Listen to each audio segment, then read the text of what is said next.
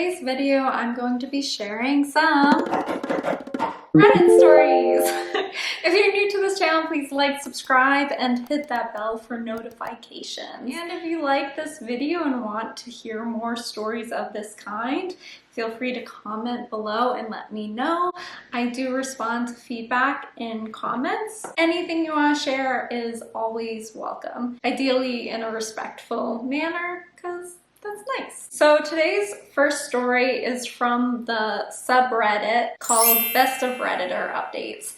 I like this forum on Reddit because there's a sense of narrative conclusion a lot of the times in stories, and the title is "My Husband Doesn't Know That I Know What He's Up To." February 26, 2024. My 33 female husband, 34 male, and I had our first baby back in June of last year. My husband's aunt gifted our son a lovely, chunky, knitted blanket. The blanket is so soft, and I've made multiple comments about how I would like to find a full-size blanket just like it because it is so cozy, and I'm kind of jealous of my baby. Well, this past weekend, my husband snuck off to the store. He refused to tell me where he was going and why, but I later found a plastic bag with the logo of a local crafting store. That evening, DH, which I think stands for Dear Husband, stated that he would like to have an hour of alone time every night after our son goes to sleep.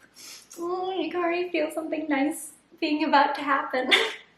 He stressed that he would not like to be disturbed during this hour, but if I needed him, then I could call and text him. I agreed to this because we are both adjusted to have very little me time since the birth of our son. Last night, during his alone time, our son started crying. I checked the baby monitor and saw that he had simply lost his pacifier and was going to sleep. However, the baby monitor also shows part of our son's room, not just his crib. In the corner of his room, I saw my husband sitting on the floor with a bunch of chunky yarn in front of him. I turned the volume up and heard that he was watching a YouTube video on how to finger knit. This sweet man is making me a blanket. Oh!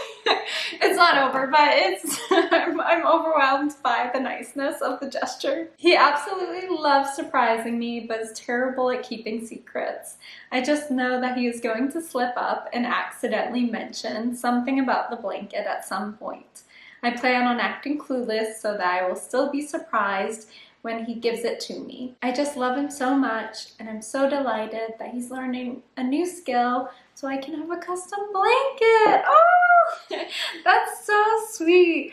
I think anytime someone takes an action that's really requiring so much effort and over time can make effort toward a gift or a gesture like that for another human being, it's just so beautiful because it shows that consistent dedication. It's kind of like when people keep photo albums of their children and they'll have like pictures of every first day of school or something like that, or some kind of capsule of moments showing how much they love the person they're making it for. And so I really like this one, and like I said, there's an update on this. On the subreddit, they sometimes highlight comments that other people leave. So someone else wrote, "Oh my god, the title makes this sound like it could have been something else, but it's so cute. Also, why do men seem to always forget about the baby monitor?" Fuzzy Propagation says, "Because he isn't being deceptive. If anything, he has allowed her to know that he isn't up to anything by being in the view of the baby monitor. He's being very transparent about the surprise gift, and I love this for OP. That stands for Original Poster, if you're new to Reddit. It is something I will steal and do for my partner when we have kids." So the Original Poster says, "So he just came home from work and mentioned his alone time again. To keep up the facade, I asked him what he would be doing during that time, and he said just working on some stuff. Since he's so terrible at keeping surprises, he always tells me I have something planned, but I can't tell you what it is." And then we do this back and forth where I ask about it and he refuses to tell me. So for the sake of his surprise, I will keep occasionally asking him what he's up to during his alone time. Update on March 13th, 2024. Brief backstory. I posted recently about how I checked the baby monitor while my son was sleeping and saw my husband sitting on the floor of my son's room finger knitting a blanket for me after I made a comment about how I wanted a chunky blanket. My sweet husband broke. He kept on mentioning that he was working on a surprise for me. I would occasionally ask what this mysterious project was, and he would get a cheeky smile and say, "I can't tell you." That eventually evolved into him repeatedly telling me that keeping the surprise was really hard, and he wanted to just tell me. I kept saying, "No, you've kept it a surprise for this long. You can keep going." But one day after dinner, he decided he couldn't keep it in anymore. He showed it to me. It was only about a quarter done, but it was lovely. The yarn was really soft and was my favorite color. I could tell he had taken his time because of the consistency of all the loops. And it was done with care. Even unfinished, it was perfect. He told me that he kept moving it around to different hiding spots, but since our house is very small, it was only a matter of time before I accidentally found it. He said he had run out of yarn and asked if I wanted to pick out another color to add to it. I said yes, and we made a little date out of it. We grabbed lunch and then walked around the craft store before I picked out a complementary color to the one he chose.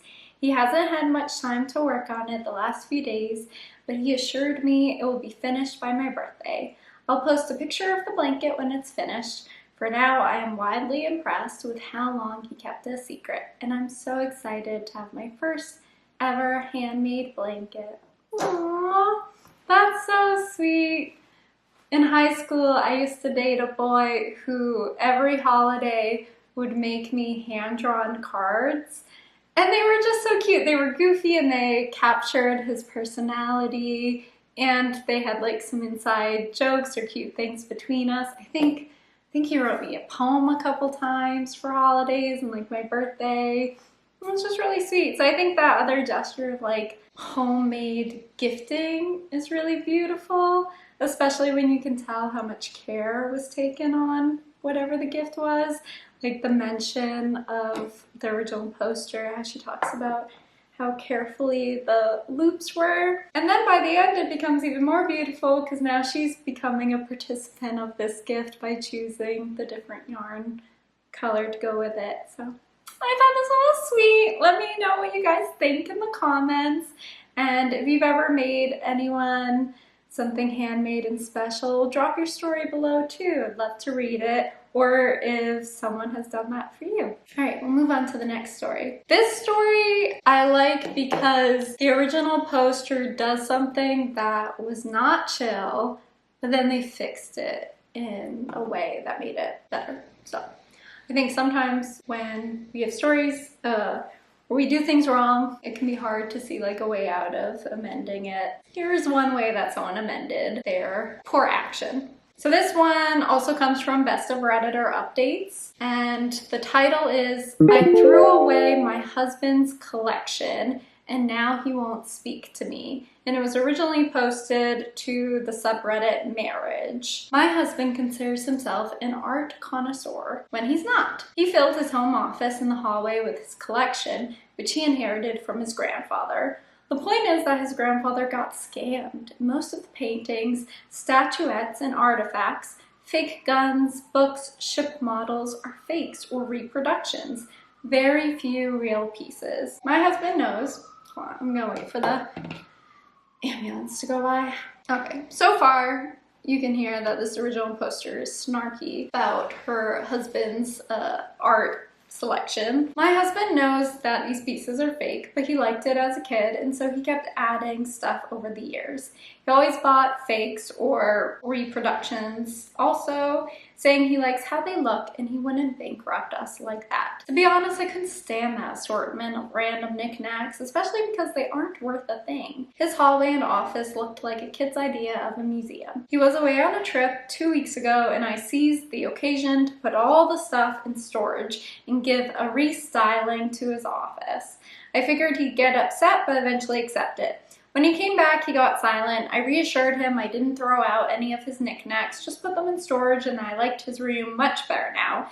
And his grandmother should have done the same for his grandfather. He said that the rest of the house is already in my style, and he accepted it, but the office and hallway were his space. I reassured him he will like it better with time, but a week has passed and he looks depressed. He stopped spending time in his room, barely talks to me, and even refuses intimacy. He acts indifferent and told me I can get rid of the few things I kept. I am starting to think I overstepped. Did I make a mistake? I am considering apologizing and getting his stuff back in his office. Oh, this one is so sad and upsetting and frustrating to hear, because it's like, as the husband says, he barely has any space in their shared home where he feels like his personality can come out.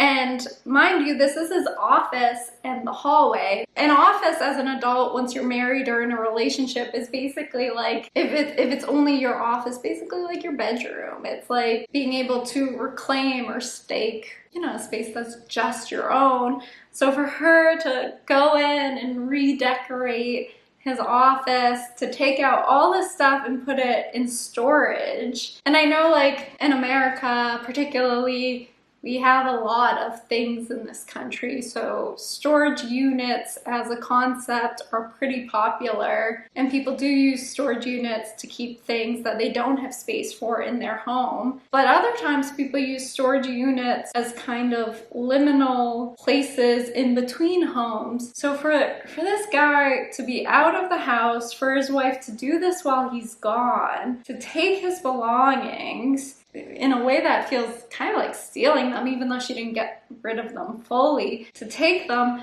pack them up, change and ruin the order of however he had them set up, which is also obnoxious, and then to put them like out of sight, out of mind. It's like she's taking like a part of him and putting it out of sight, out of mind, and she's basically taking this safe space he has, this space where he's connected, where it's connected to his personality, and robbing him of it. And it already sounds like their home is sterilized with that whatever kind of decor she has. It kind of reminds me, I'm just picturing that this woman, I'm imagining that her personal choices of like home decor is like sad beige children. Have you guys ever, there's this content creator online, and she has these funny videos about like, oh, and here are toys for sad beige children, and it's just like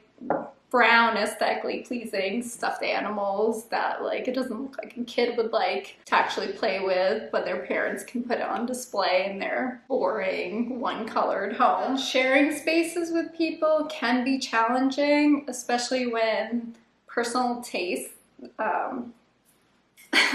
can be abrasive against each other. Not every partnership has people who have the same aesthetic taste. But man, to really rob this guy of his zone, it's just so hurtful. And then you can tell by the end of the post, his response is really depressive. He's pulling back, right? He probably, I would wager, he feels less safe in his home. Feels like nothing's really his. That if his belongings don't belong in the house, then there might be a sense of him feeling like he belongs less in the house. And then she says how he's not spending time in that room, that like safe zone for him. He's barely talking to her, and he's refusing intimacy. So he's just totally turning in. I don't know if I'd say like a freeze response, but a little bit. It's that like avoidance, that shut-in, that like just kind of being done and turned off, numbing. Poor guy. I read this one some months ago, so I knew the first post was sad and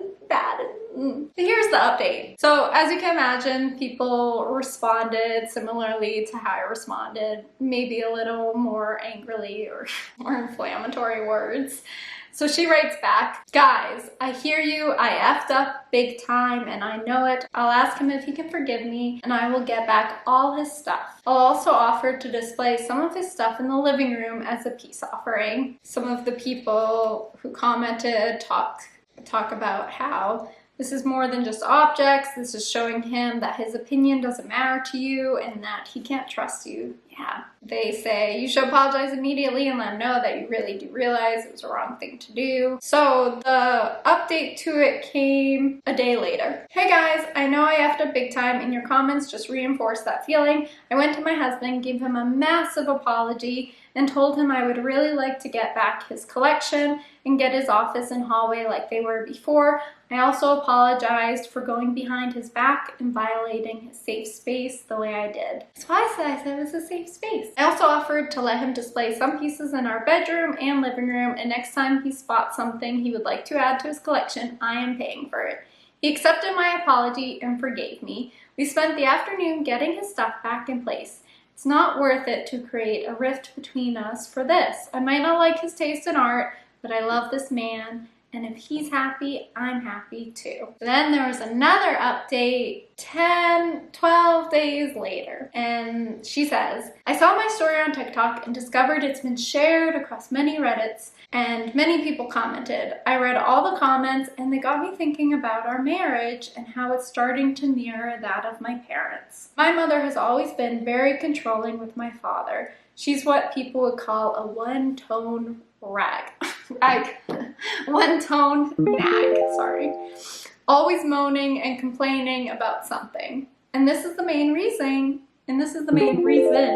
I keep my distance from her. My father is a quiet man who avoids all conflict, and my husband's kind of like him. Now I'm realizing I'm becoming exactly like my mother. I admit I didn't outright throw away my husband's stuff because a part of me knew that if I did, it would have done damage that couldn't be repaired. But I still do many little things that my mother would do, like swapping the clothes he picks out in the morning with ones I think I look better. I'd be so annoyed if someone did that to me. Or suggest to him what to post on social media, or put as profile picture on WhatsApp. Oh no, she's controlling.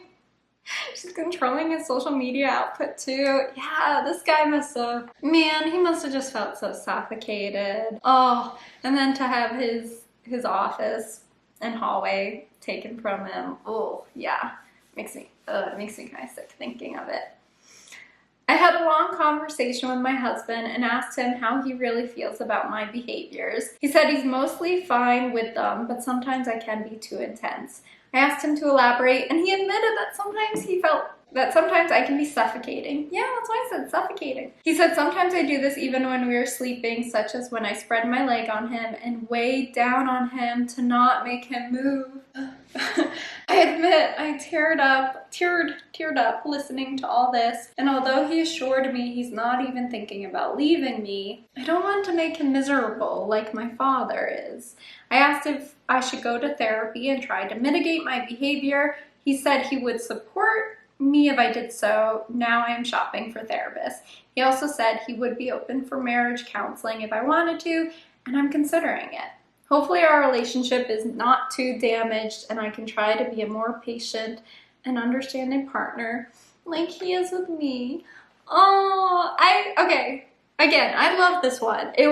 She did a lot of things that were not chill, but by the end of it, her ability to come around and really self-reflect and really examine and analyze where her behaviors were coming from. She looked to her parents' marriage and saw that she was mirroring her behaviors of her mom, and her husband had become a kind of father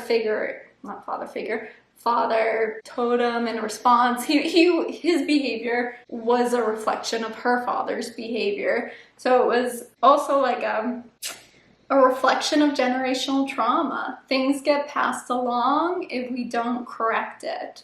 And so for her to be able to pause, reflect, and then go to her husband to ask for feedback, to get that feedback, and then to take that extra action of what can we do further to correct this behavior on my part and together. And so she talked about individual therapy and then marriage counseling. So many beautiful fixes from an action that she did that was really not cool, but because they were able to work through it in this really beautiful way, she came around quickly and recognized her error and amended it, and now hopefully their marriage will be stronger on the other side. And for her husband's part, he forgave her, he still loved her, he was still willing to work on their marriage, and go into marriage counseling to make it better. So they both were instrumental in really making their marriage stronger together. And I just think that's so beautiful.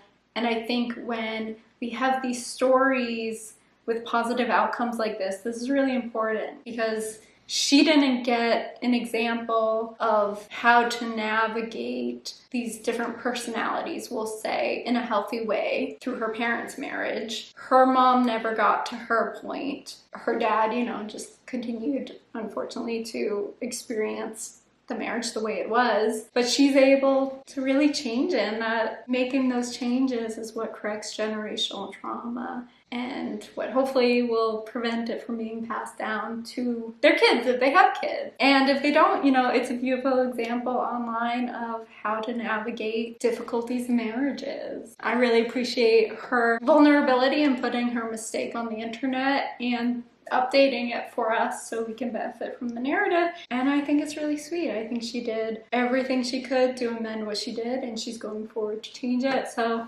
wherever you are, OP, good job. Happy for you. Yay! Story 3 also comes from the Best of Redditor updates. The person who originally posted this was Eyes and Pies.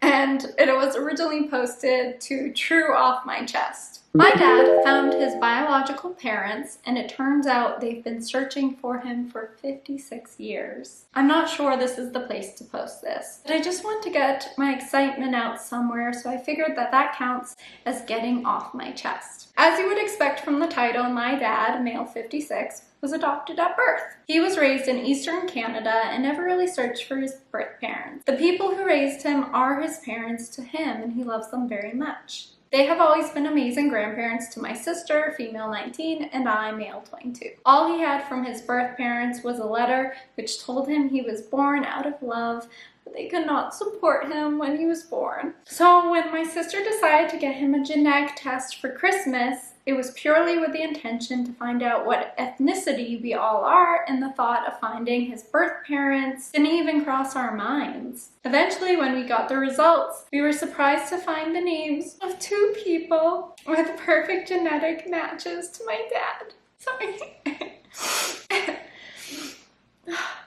He had the option to reach out to them, so he wrote them each an email and just waited for their responses. Almost immediately, his biological dad, who I'll call Jim, not his real name, responded. He said how excited and happy he was to have found my dad, and how he was looking for him for so long. My dad, who is usually an emotionally reserved man, I'm sorry, I'm crying.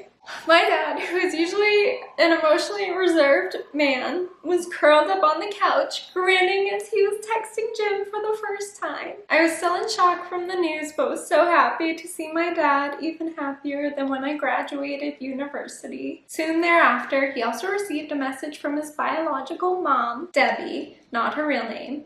By talking to them both, my dad learned the story of his birth, and I think it's absolutely wild. Debbie is the daughter of an Australian mining engineer, and they all moved to Canada for his work when she was in high school. Later on, they moved to the Midwest, where she met Jim at the age of 17. They were high school sweethearts and were thinking of marriage after they graduated, but then Debbie got pregnant. This being the 60s, this was a huge deal. Her dad was furious and sent her back to Canada to give birth, and arranged a private adoption, as he knew a couple of people who were trying to have a kid, my grandparents. When she gave birth, she was able to let Jim know that she was being sent back to Australia, and they never saw each other again for the next 40 years. Jim apparently was only able to move on once he received a letter over 5 years later from Debbie saying that she got married.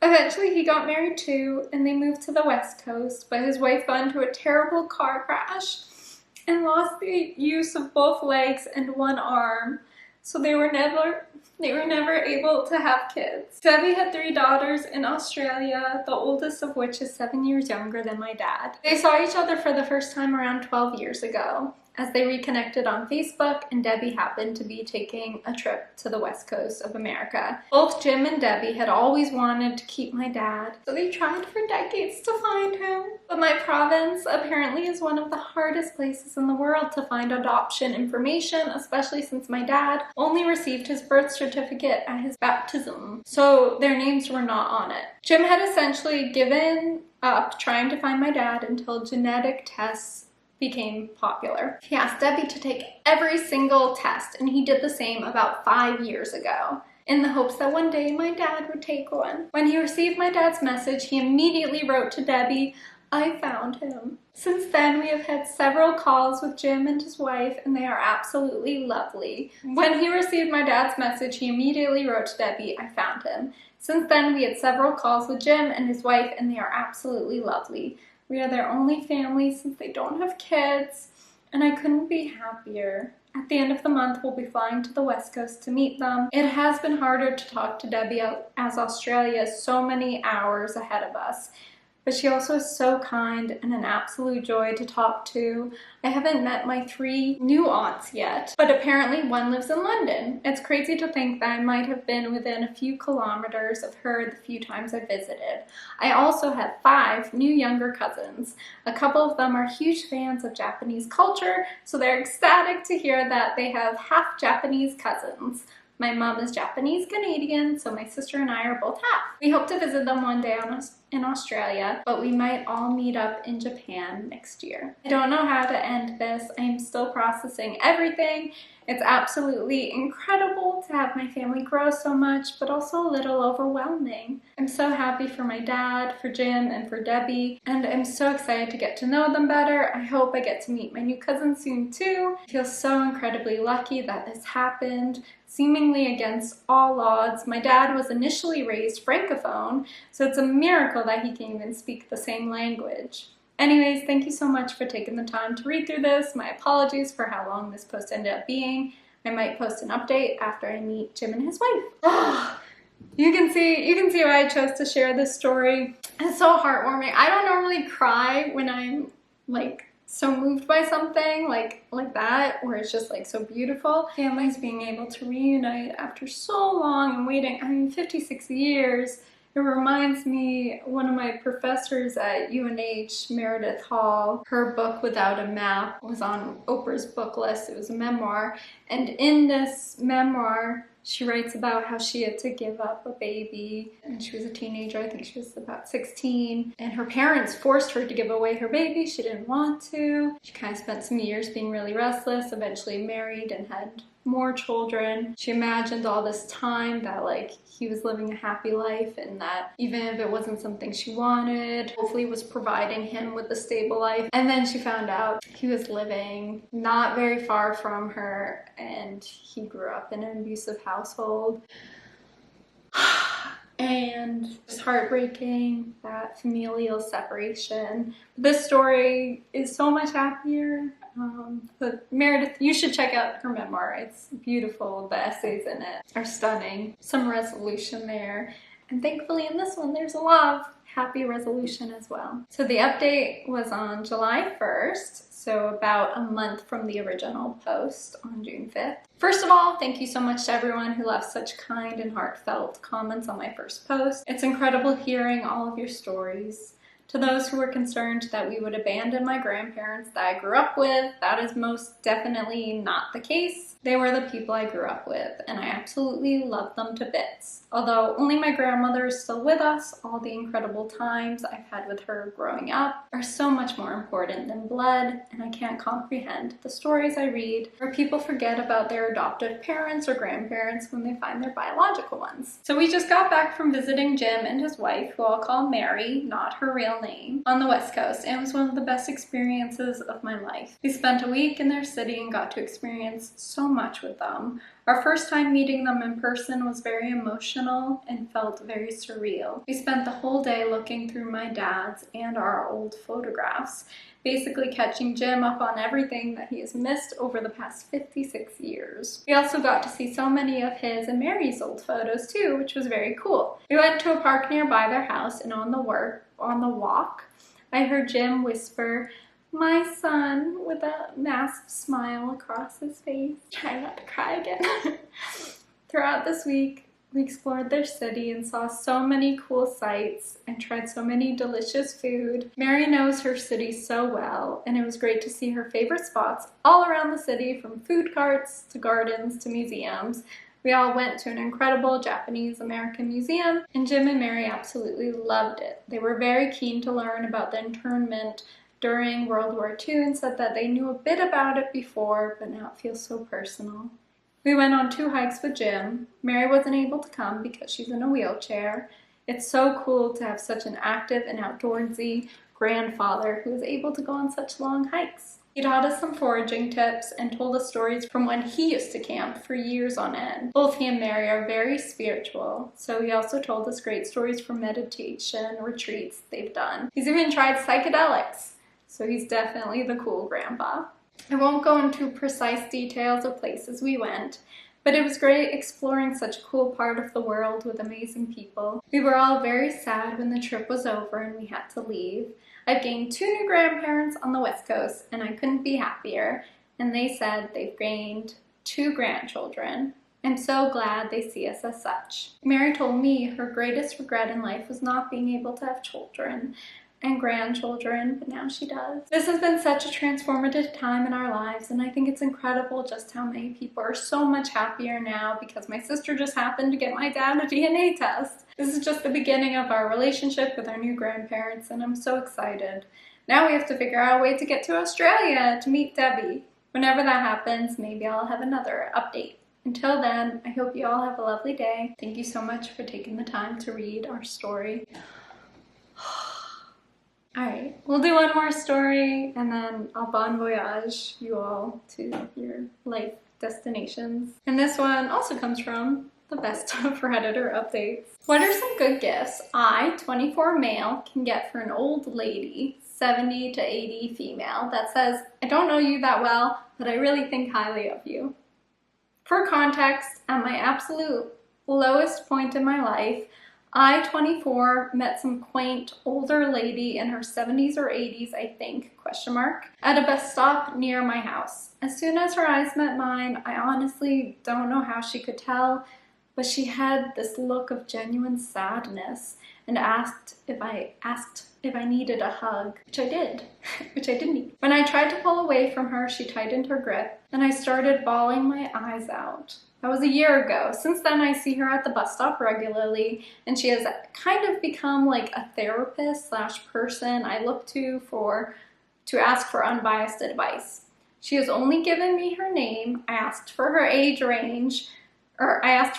once, which she didn't want to share, lol. Some things about her. She always has a new pot of plants or flowers with her at the stop. She likes to wear flowery sundresses and always wears the same green neon bucket hat. Her husband passed away 2 years ago, so she has no family near her as they all moved to the States.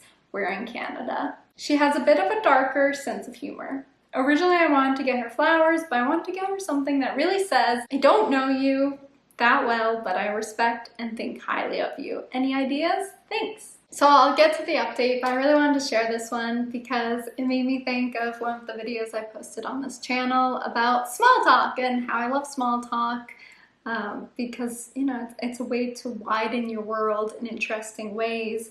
So I really think this beautiful moment of her recognizing his pain in public when, you know, a lot of times people just walk by and keep doing their lives. And so for her to be able to give him this hug and then this moment of catharsis where he could cry out his feelings with whatever he was going through.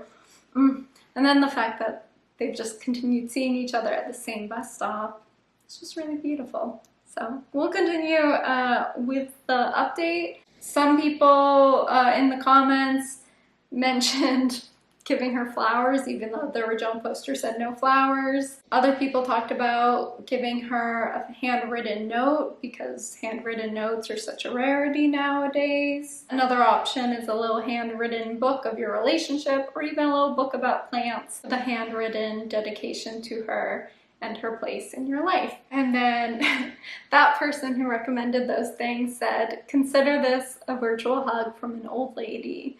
You sound like a sweet young man and you deserve hugs. And then another person suggested inviting her out for tea or coffee. She obviously likes you very much and enjoys talking with you. And then someone else says maybe invite her for lunch.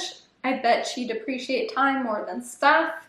Yes, lunch time is most valuable, and sharing your time with her is a true sign of your appreciation. Other people talk about delivering hot meals. Nobody cooks for older single women, and it's such a treat to eat something they don't have to make themselves. I think I've read before that when you make food for someone else, that person experiences the food as tasting better. The gesture of having someone cook for you increases the satisfaction of the meal. So I like that suggestion, and I also like it when people cook for me, so feel free to cook to all the people in your lives.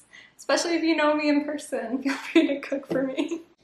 Let's see the update. Hey guys, I just wanted to give a small update on my post here for anyone curious. I didn't get a chance to respond to any of the comments in the thread. However, I did really like the idea of a beautifully written letter. I also agree that she probably doesn't want more stuff, but I got her a small potted plant that doesn't take much maintenance with the letter. Just this once.